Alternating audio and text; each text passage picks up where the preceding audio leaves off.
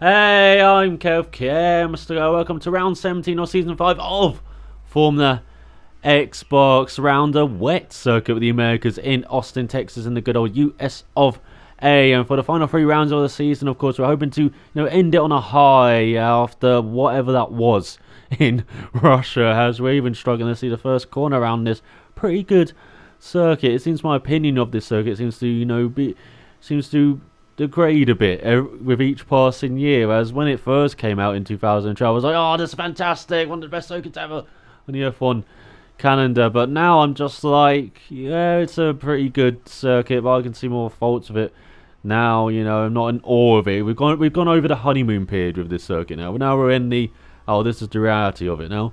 And yeah, I do like how it's an amalgamation of some of the best parts of some other circuits, or some features of some other circuits, such as that first corner, kind of reverse of the hairpin at Austria, the second corner there at the Red Bull Ring.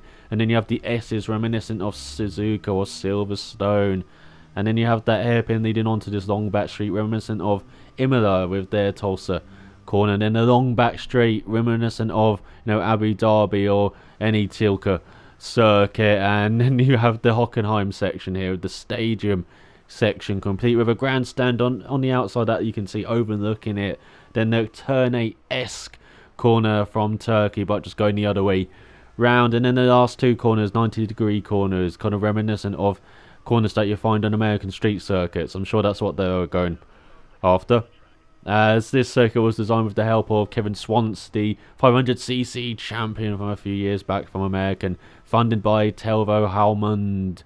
And, with a little bit of a help from Helmut Telke, particularly on the architecture around this circuit. But it is just a great circuit to drive around, pretty good for racing. But yeah, I'm starting to see that it's not the greatest circuit ever. As look at this, we only have 7 drivers, with Silent Malmpire, the Pro Racing Tinker third, Joker's 4th, and my teammate 5th, Midget in 6th, and me in last. Well, half a second off the pace. I'm getting closer to everyone else, as Formula Xbox aside continues with Casey Legend gone after the previous race, and Hickey as well. As you've seen, he's had connection issues up the razoo with this game, as the lights have gone out on this nice sunny race for 14. That's so you approach the first corner, and we're going a bit wide here, and looking to cut back on my teammate. It looks like he's having issues with the Red Bulls in front of him, and it looks like going around the outside of, is that Drastic Midget? Not quite there, as we knock down his inside, but now that's compromised me a bit, and my teammate's gone around the outside of me into these S's, and we're still in the wooden spoon spot in 7th, as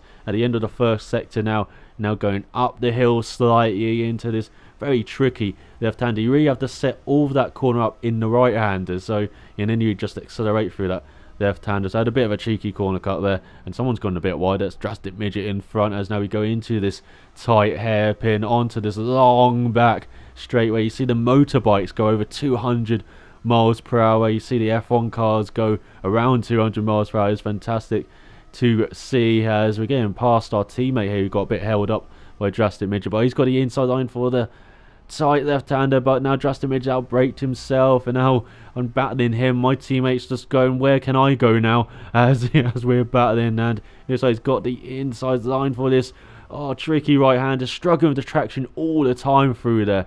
And we're struggling through the traction with that tight left-hander, as now my teammate's got to cut back on me, as I went a bit wide, as he's fighting with the car all the time. And now through the turn 8-esque corner, he has got back past me, and so we're back to the wooden spoon spot as we go on to the second lap now, approaching that the hairpin at the top of the hill. What am I doing now? Kind of outbrake myself. Maybe I've missed my braking point slightly there, but at least we didn't damage my teammate, and now he can make a pass on Drastic Midget, it seems, into the S's. Yeah, good move from him, and now we're onto the back of Drastic Midget later on in the lap, as he runs wide onto this long back straight. That's not the place where you want to run wide at. As we're in his slipstream, we don't even need DRS. We got some slipstream here. We're going around 200 miles per hour, and we're looking down the inside of the Red Bull into this tight left-hander. So easy to outbrake yourself. We're being very cautious, both of us, into his corner, as I'm giving him the outside line here, and he's of course going to be defending into his right hand, hoping to cut back on him, but we braked a bit too much. We're losing traction as well, looking to his outside as he locks up into this left hand. As you can see, we're braking early, setting up the corner for a good exit, but it looks like he's just held on for the time being as he got into that 4 now, and he's outbraked himself into that first corner. So easy to do up the hill. Yeah, you're only braking around 100 meters before the corner, but you can't really see the corner. It's a bit blind as well, and you can see that all of us are really struggling into that first corner. It seems in the first part of this race. So he goes a bit wide into the S's as well at the end of the first sector. Now we're going into this right-hander where he's gone wide. That's compromising for the left-hander, and we set up that right-hander so he could go flat out through the left and up into 6th position. But this is the worst place to pass someone on this track, because we're going on to the long straight now. We've got the DRS involved now, and now the Red Bull is going to go onto our tail and probably cruise past us on the outside, I reckon. No, we're going to give him the outside, because we're going to have the outside for the next left-hander, where as you've probably been seeing with my racing, it's you get good traction there, and it's better to defend, it seems, if you just let someone have the inside. But drastic midget just about on our outside there.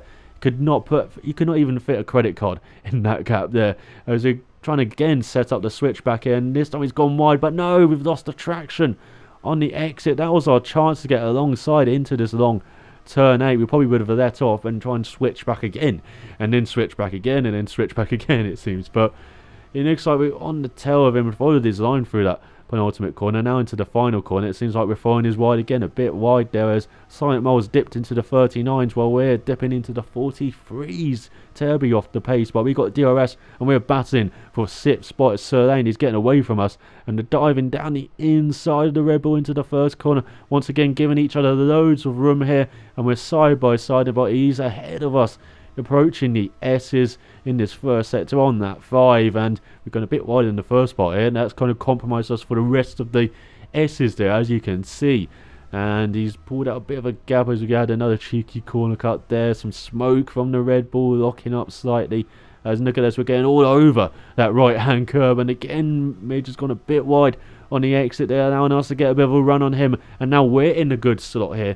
As I said, on this back straight, get the DRS, get a good run out of this corner like we are. Major's running a bit wider. He had to lift off slightly there to avoid going into the back of him, but we're right in the slipstream. We're getting our DRS involved, give us our speed boost. Here we go, down the inside of the Red Bull, but he's got the outside line, of course, for the left-hander coming up, which is good for him, because he should get, the better line for the traction. But it looks like we outbraked him there. Now he's switching back on us, looking to our outside as we got the inside line, trying to switch back again, but it looks like we finally held him off. Looks like we've got 6th place as long as we don't outbrake ourselves into this corner, which he did slightly, but it looks like the Red Bull is done as well, and he's in our tracks, but he's not able to get out of them to make a move on us. And it looks like Mr. Jokers are retired from the race. I don't know what happened there. Maybe bit entry from hell, maybe just some instant, maybe he got disconnected actually or something like that, but I don't know. Well, not disconnected, because they didn't say he lost connection, but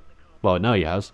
But yeah, maybe something just happened there, and unfortunately he had to retire from the race. So we're on to lap 6 now, and we're both sticking out on our tyres, as it looks like it's all over us, the Red Bull, as we're going through this first sector. And now into this right-hander, we kind of went wide, but we hooked it onto the apex, kind of slowed down slightly there so Midge wouldn't get a run on us through that left-hander.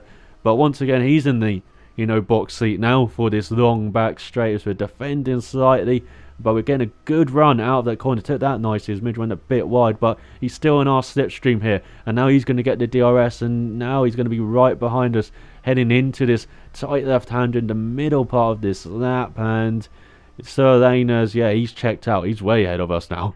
It looks like on the mini-map in the bottom left, as we outbrake ourselves slightly into that left-hander, and we've given the inside line to Midge as we want to cut back on him, but we just let up. We just gave him the time, the space, and now he's flying away from us. So yeah, we did that a bit too cautiously there, as now he goes wide in the left-hander, but he's staying ahead of us, and I'm not a big fan of that kind of stadium section, but boy does it give us some good racing in real life, and as you can see in video games as well in this race. As Midge locks up into the final corner. We're going to have had to avoid going into the back of him slightly there, and now into the final corner. He's gone wide. We're cutting back on him maybe as we go across the line. We're virtually side by side. We got the DRS as well, so we got the speed boost here as a couple of guys are pitting. We're fighting for a podium at the moment, but of course that's kind of a false podium we're fighting for. So he got the inside line, but he's got the outside again. Magnificent here, and he goes round our outside, and of course we drop back down to 4 for the time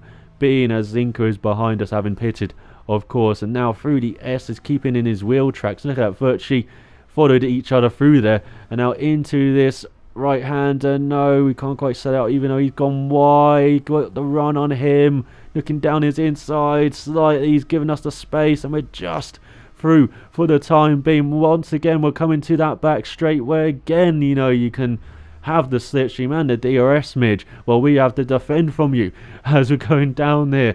This back straight, hitting over 200 miles per hour, making sure we hit our gear shifts, not shifting too early. And he's got the inside line for the left-hander coming up, and look at that, he's sweet way ahead of us. But again, we've got a clear braking zone going round his outside. He's giving us the room, as now we're looking to the inside for the right-hander. This has not worked well for us in the past, but it's working well for us on this lap. And now he's switching back on us, and we're defending, going into the left-hander, losing the back end slightly, taking a bollard with us for good measure. And it looks like Midge has got back past us round the outside. Some magnificent racing, as now we go on to lap 10. As you can see, I dropped back from Midge after the pit stops. He was getting a bit faster in the early part of the stint, just like in Japan, and I was, you know, a bit less in the first part, but a bit faster in the second. And as you can see, getting clipped on that curb, you know, it's just like happens in Bahrain, in China, even every circuit in the game where you get hooked on the curb occasionally. And fortunately, it hooked me there and cost me, you know,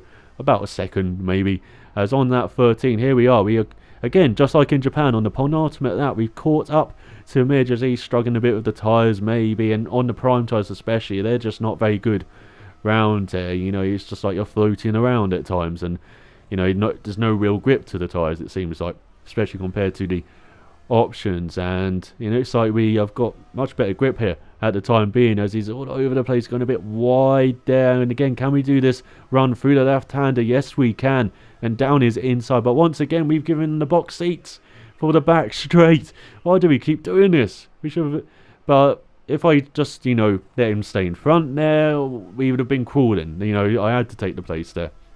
As we go out now on the back straight, once again, you know the routine, slipstream, DRS, but this time, because it's, you know, later in the race, we want to defend our position. We've got the inside line here, giving Midge the outside, and look at us breaking into the left-hander. We outbrake ourselves, so Midge can do the switch back. He's round our outside, it looks like, but we've got the inside line for the next corner. No, he's swept round us. Great move from him, and we are now back in the wooden spoon spots, but we're not going to give up that easily for the wooden spoon. You know, I've got a nice collection of wooden spoons, but I don't want, you know, there's too many now. As we go into the final lap now, we've got the DRS down the front straight, approaching the first corner, maybe looking to the inside of the Red Bull, diving late down his inside, clipping the apex, and it looks like we're past. Maybe I forced him wide there a bit, but I think I was a car length ahead, and I think I finally got 5th spot. Yes, we do, as we go to the final sector. Well done to Silent Mole for winning the race, and I believe he won the title as well with that win. So yeah, well done to him on that.